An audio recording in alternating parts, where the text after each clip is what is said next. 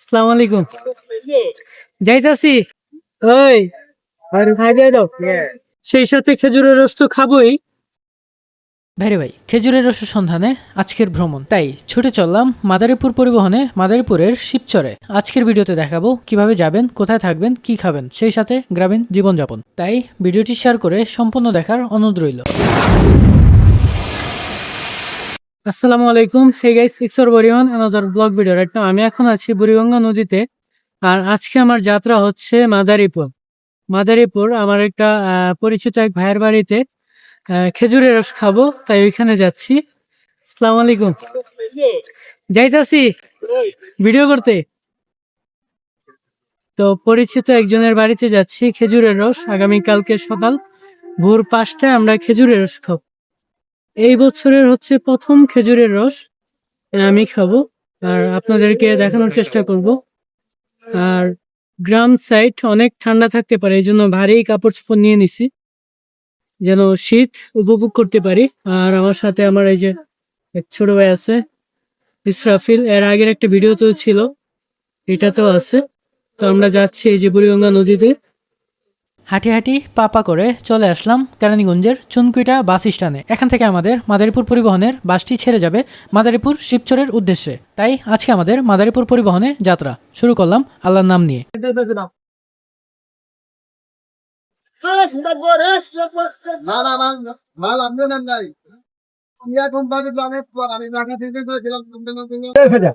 এখন ঢাকার যে চুনকুইটা থেকে মাদারীপুর পরিবহনে উঠছি। মাদারীপুর পরিবহন 4টা 30 মিনিটে চুনকুইটা থেকে ছেড়ে যাবে। আর এরকম আমি একদম উইন্ডোরের পাশে, জানালার পাশেই বসা। আর এই হচ্ছে, আর পিছনে হচ্ছে আরেকজন সেলিব্রিটি। ওই আর ভাই দিয়ে দাও। তো আমাদের যাত্রা এখান থেকে, দোয়া করবেন আমাদের জন্য। আমরা যাচ্ছি, আর এখনো 10 মিনিট বাকি আছে। এই আমাদের পুরোটা বাস, এখনো 10 মিনিট বাকি আছে। সেই সাথে খেজুরের রস তো খাবোই, আর গ্রামের যে শীত সেটা উপভোগ করব। এই জন্য ভারী জামা নিয়ে নিছি, যেন কোনোভাবেই শীত আমাদেরকে আক্রমণ না করতে পারে। তো আমরা যাই। তবে আমরা এখন আছি পদ্মা সেতুর এক সাইডে, এখন ব্রিজের উপরে উঠবো। তো আস্তে আস্তে ঢাকা থেকে একদম পদ্মা সেতুর কাছে চলে আসছি। তো এই হচ্ছে আমাদের বাসের টুল দেওয়া হলো।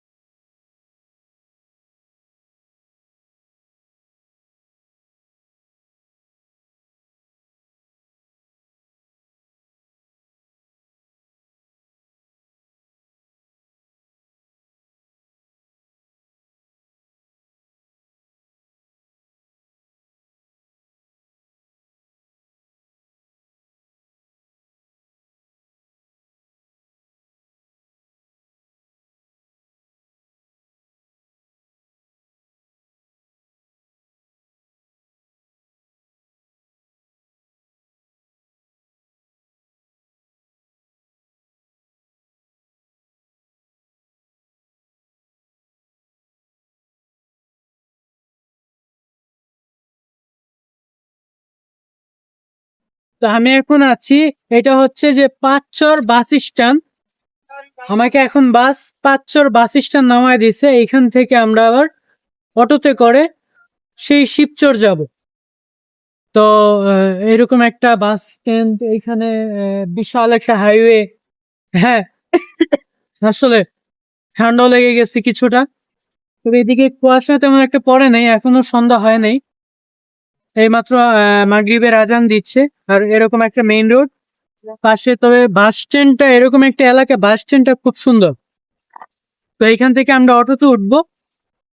শীতের পোশাক তো নিয়ে নিছি, দেখি যাই দেখি গ্রামে কেমন ঠান্ডা সেটাও দেখবো, আপনাদেরকে দেখানোর চেষ্টা করব। তো এই যে আমার সাথের যে লোকজন, এরা হচ্ছে এই পাশে।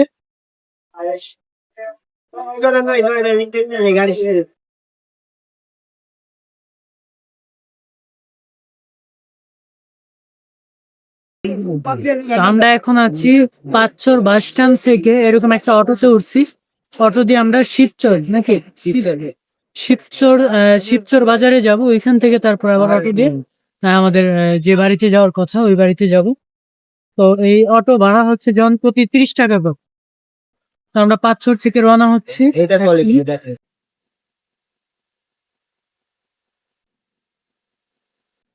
হ্যাঁ, ওরাও তো মসজিদটা। আর একটা আরে ভিডিও কল করলাম না রে। তো এখন সন্ধ্যা হয়ে গেছে প্রায়। তো আমি আছি এখন শিবচর লেক পার্ক, কেন্টিন মোড় যেটাকে বলা হয়, কেন্টিন মোড়ে আছে। আর পিছনে হচ্ছে একটা বিশাল একটা লেক, যা আসলে সকালের ভিউটা মিলে ভালো হয়েছে, দেখলে সুন্দর লাগলো। আর যেহেতু একজন রিলেটিভের বাড়িতে যাচ্ছি, খেজুরের রস খাবো এই হিসাবে কিছু সদাই পাতি করে নিলাম, কারণ খালি হাতে তো আর কারো বাড়িতে যাওয়া যায় না। তো এগুলা অল্প কিছু নিয়ে নিলাম। একটা হচ্ছে এই যে ছোট ব্যাগটা। আর এখন আমাদের অটো চলে আসছে, এই যে হচ্ছে আমাদের অটো। তো এই যে অটো দিয়া ভ্যান। তো আজকের যাত্রা আমাদের হচ্ছে শিবচর থেকে ভ্যান দিয়ে যাবো।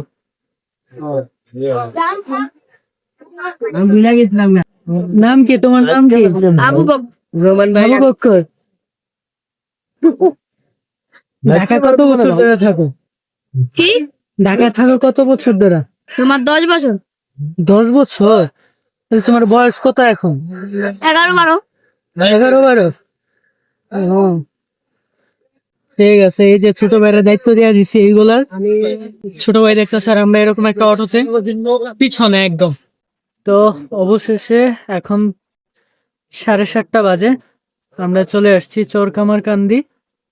এই যে আমার যে এক ভাইয়ের নানু বাড়িতে। আর গাছটা হচ্ছে এই পাশে, যে আগামীকালকে যে গাছটা কাটা হবে, মানে গাছটা তো কাটছে, রসের যে হাড়িটা নামাবে কালকে, এটা হচ্ছে ওই পাশে, ওই দিকটাতে হচ্ছে হাড়ি। আর এখন যেহেতু অন্ধকার হয়ে গেছে, অন্ধকারে আসলে ভিউটা এইভাবে ভালো আসতেছে না। আর সকালবেলা তো আরেকটা ভিডিও থাকবে খেজুরের রস নিয়ে। তো আজকের মতো ভিডিওটা এই বাড়ি থেকে শেষ করব। যদি ভিডিওটা ভালো লাগে, like, share, comment and subscribe করে দিবেন। পাশে থাকা বেল আইকনটি ক্লিক করে দিবেন। ভালো থাকবেন, সুস্থ থাকবেন। আল্লাহ হাফেজ।